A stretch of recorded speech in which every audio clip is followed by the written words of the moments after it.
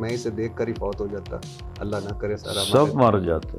تو یہ بھی حضور صلی اللہ علیہ وسلم نے فرمایا، صحیح مسلم صحیح بخاری میں. یار تینوں صحیح مسلم بخاری تو بخار کے تو چڑھ گیا. کتنی حدیثیں ہیں، لگتا ہے تو میرے سے تو زیادہ ہی متاثر ہو گیا. بسم اللہ الرحمن الرحیم.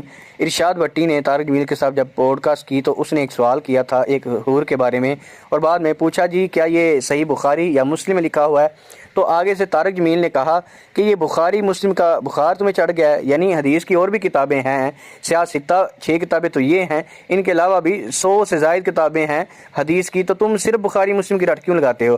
کیا تم نے انجینئر مرزا سے زیادہ ہی تم تاثر لے چکے ہو کہ تم اب بس صحیح بخاری کو ہی مانتے ہو یا صحیح مسلم کو ہی مانتے ہو؟ تو اس جملے کا سننا تھا بس انجینئر مرزا کو، کیونکہ طارق جمیل نے یہ کہا تھا کہ مرزے سے متاثر ہو گئے، تو مرزے کا جو لفظ تھا انجینئر مرزا کو یہ بڑا ہٹ ہوا، کیونکہ انجینئر مرزا جو ہے وہ پہلے ہی بغض کی نہ حسد اپنے دل میں پالے بیٹھا اور تیار تھا کہ کچھ بس بات ہو تو میں کسی طرح وہ غلاظت باہر نکال لوں. تو انجینئر مرزا نے جب یہ سنا تو تب ہی انجینئر مرزا نے ایک ویڈیو بنائی اور کہا جی کہ ان پر توہین مذہب کا کیس ہوگا، 295C لگے گی ان پر، اور جو توہین مذہب کا یعنی کیس گستاخ رسول یا گستاخ مذہب ہونے کا ان پر کیس کرایا جائے طارق جمیل پر.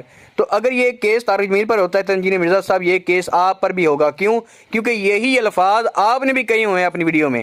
میں دکھاتا ہوں آپ کو. امیر صاحب سے ایک بہت بڑا بلنڈر ہوا اس میں، اور اس پہ توہین مذہب کی دفعہ لگتی ہے ان پہ. آپ نے غور نہیں کیا، انہوں نے بھٹی صاحب سے کہا کہ تنو بخاری کا اور مسلم کا بخار چڑھ گیا.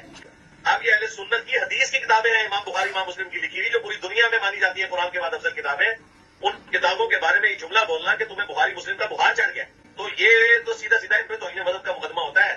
295D لگتی ہے، سی نہیں 295B، جس میں توہین مذہب کا الزام لگتا ہے. بخاری سے، وہ بھی یہ بھی بخاری سے، اور بخار چڑھ جائے کسی نو کنزیکٹو تیسری حدیث بخاری سے 4425.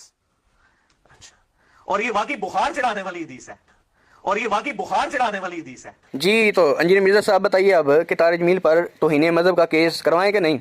کیونکہ اگر تو کیس ہوتا ہے آپ کے نزدیک تو ٹھیک ہے، پھر لگتے ہاتھ ہم دونوں کے نام دے دیتے ہیں، آپ کا بھی اور طارق جمیل کا بھی، ٹھیک ہے، ایک تیر سے 2 شکار. تو اب انجینئر مرزا صاحب اگر آپ مکر جاتے ہیں، کہتے ہیں نہیں نہیں نہیں نہیں کیس نہیں ہوگا، کیونکہ پھر تو آپ بھی ٹھوکے جائیں گے اگر کیس ہو گیا، اور اگر کیس نہیں ہوتا تو طارق جمیل تو بچ گیا، لیکن آپ پھر بھی نہیں بچیں گے. وجہ کیونکہ آپ نے قرآن پاک کا مذاق اڑایا ہے. اللہ تعالیٰ نے جو قرآن پاک میں ارشاد فرمایا صحابہ کے بارے میں وَكُلًّا وَعَدَ اللَّهُ الْحُسْنَى، کہ تمام صحابہ جو ہیں ان سے جنت کا وعدہ فرما لیا اللہ تعالیٰ نے.